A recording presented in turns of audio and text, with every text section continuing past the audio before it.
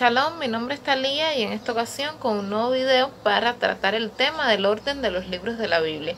Esto fue un tema sugerido aquí en el canal debido a que se comenta que el orden que vemos en muchas de nuestras Biblias trae confusión y deformación de lo ocurrido. Para comenzar a abordar este tema quisiera hablar un poco sobre cómo se formó el canon bíblico. Es importante saber que la palabra canon deriva del nombre griego canon, que significa vara o caña recta que servía para medir, y que a su vez esta deriva de la palabra hebrea cané, que se utiliza a menudo como un estándar de medición. Por extensión, esta palabra pasó a significar la norma correcta y la lista de libros aceptados para formar parte de la escritura. La formación del canon abarcó un tiempo bastante extenso, que comprendió varios siglos, y aunque actualmente nuestras Biblias están divididas en Antiguo Testamento y Nuevo Testamento, los historiadores comentan que estos títulos no existían, que solo aparecieron luego de la primera traducción conocida como Vulgata Latina. Bueno, lo que se conoce como Antiguo Testamento en hebreo es el Tanakh, que es el conjunto de 24 libros del texto masorético, que es comúnmente llamado la Biblia hebrea. Se divide en tres grandes partes: la Torá, que es conocida como la ley, los Neviín, que son los profetas, y los Ketubín, que son los escritos. El Tanakh comenzó su canonización en el año 450 antes del Mesías. Se plantea que Esdras y Nehemías participaron en ello, y también se sugiere que Judas Macabeo recogía los libros sagrados. Y este proceso terminó en el concilio de Yafne a finales del primer siglo después del Mesías. Pero vemos en la escritura que las palabras del Mesías y de los emisarios nos confirman que ya en sus tiempos estaba establecido un canon en el cual estaba contenida la escritura. Se dice que estaba compuesto por 24 rollos, los 5 de la Torá, 17 rollos de los profetas y los escritos compuestos por un solo libro que comprendía desde Josué hasta Samuel y uno que comprendía el libro de los Salmos. Pero en el año 70, luego de la destrucción del templo, un grupo de judíos que consiguieron escapar del asedio y se establecieron en Yafne, decidieron establecer de forma definitiva el canon. Estos judíos eran fariseos y en este canon rechazaron algunos libros que pasaron a conocerse como deuterocanónicos, como el libro de los Macabeos, y incluyeron otros como el libro de Esther, que aunque hay datos de que muchas comunidades no estuvieron de acuerdo y sobre todo se oponían a la inclusión de este libro, pues no tiene inspiración divina, en él no se menciona al Eterno ni ninguno de sus atributos, además de que el relato está fuera de la cronología bíblica y que ni Esdras ni Nehemías los registraron, sino que más bien está relacionado a un culto a Istar y a Marduk, que son deidades paganas. En el concilio de Yafne decidieron añadirlo y así quedó establecido. Por su parte, lo que conocemos como Nuevo Testamento, que es el Brit Hashah o Nuevo Pacto, no comenzó a existir por algún decreto que haya establecido algún papa, ni por decisión de algún concilio ecuménico de la iglesia, sino que son documentos hebreos que fueron guardados por los primeros creyentes judíos que creían en el Mesías Yeshua. Esto fue en el siglo I y en el II. Ellos los conservaron y los reunieron, y posteriormente los cedieron a la próxima generación. La mayoría de estos textos estaban en hebreo, y aunque algunos pocos estaban en griego, en su mayoría, como planteaba, estaban en el idioma hebreo. Y en el año 382 después del Mesías, Jerónimo de Estridón, por orden del Papa Damaso I, los reunió y los tradujo del hebreo y del griego al latín, que es lo que conocemos como Vulgata Latina o Vulgata de Jerónimo. Luego de esto continuaron sucesivas traducciones hasta que a fines del siglo IV se juntaron el Tanakh y el Brit Hashah, y de ahí se toman las traducciones que tenemos hoy. La Biblia que tenemos en nuestro idioma, conocida como Reina Valera, fue traducida en el año 1569 por Casidoro de Reina y fue llamada primeramente Biblia del Oso. Él la tradujo con 73 libros, no con 66 como lo vemos actualmente, sino que cuando él la tradujo incluyó los 7 libros que se denominan deuterocanónicos, que la Iglesia Católica acepta. Y luego Cipriano de Valera, años más tarde, un tiempo después, hizo una revisión donde excluyó esos 7 libros y dejó los 39 que conocemos hoy en día, más los 27 de Brit Hacham. Y así se formó la Biblia que tenemos hoy, Reina Valera, que consta de 66 libros. Entonces, luego de conocer un poco acerca de la formación del canon, ¿cuál sería el orden correcto para estudiar?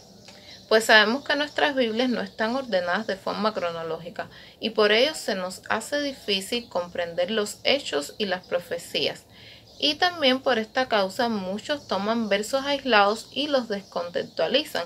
Incluso han trasladado profecías ya cumplidas, como el regreso del exilio del pueblo de Israel, a la actualidad. O por otro lado hablan de dobles cumplimientos. Y aunque toda la escritura es útil, sabemos que muchos la tuercen para su propia conveniencia. Por eso es importante que nos tomemos el tiempo para estudiar la palabra desde un enfoque histórico y profético, verso a verso. Y aunque ello pueda llevarnos años, vale mucho la pena, pues comprender la historia y ver su relación con la profecía nos da un mayor panorama y además podemos encontrar al Mesías en ellas y así no ser víctima de engaños. Entonces, ¿por dónde podríamos comenzar?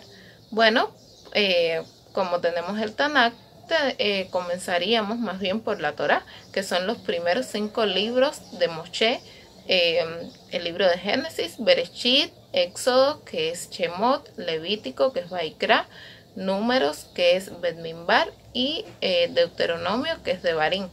El estudiar estos libros verso por verso nos va dando un panorama más amplio sobre la historia de Israel, aparte de que es la instrucción por la que nos debemos conducir. Luego de ello tenemos los libros históricos, libros como el de Josué, de Jueces, Primera y Segunda de Samuel, Primera y Segunda de Reyes, Primera y Segunda de Crónicas, Esdras, Nehemías, y estos libros nos narran la historia del pueblo de Israel en cada uno de sus momentos, que cuando los vamos relacionando con los profetas, podemos tener un mejor entendimiento del contexto histórico y profético. Por ejemplo, luego de la separación del reino de Israel, en el reino del norte encontramos al profeta Elías, y esto fue en el tiempo del reinado del rey Acab y Jezabel. Luego del profeta Elías vino el profeta Eliseo, que estuvo en el tiempo del rey Joram. Luego ahí mismo en el reino del norte, más adelante, vemos profetas como Amós en el año 760 o el profeta Oseas en el año 755 y 732. En el reino del sur vemos al profeta Joel, que estuvo en los años del 810 al 750, y este profeta profetizó en el tiempo de reyes como Joás o Amasías. Luego vemos a profetas como Miqueas más adelante, después el profeta Isaías, que profetizó en tiempos del rey Jotán, Acaz. Luego vemos al profeta Nahum en tiempos de reyes como Manasés. Más adelante el profeta Sofonías, Habacuc, Jeremías, que profetizó el exilio babilónico que sufriría Judá. También fue quien escribió el libro de Lamentaciones. Luego tenemos al profeta Daniel, que fue exiliado. También el profeta Ezequiel en tiempos del rey Sedequías. Más adelante, luego del regreso, tenemos a profetas como Abdías, profetas también como Ageo, Zacarías y hasta Malaquías, que fue el último profeta. Todo esto nos va, como decía anteriormente, nos va ubicando en tiempo y espacio para que no descontextualicemos.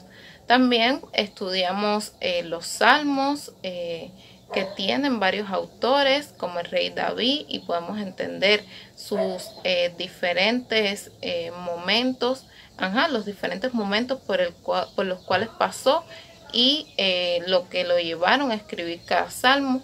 Y así sucesivamente están libros como el de Proverbios, el de Eclesiastés, que aunque fueron añadidos posteriormente, encontramos en ellos también sabiduría.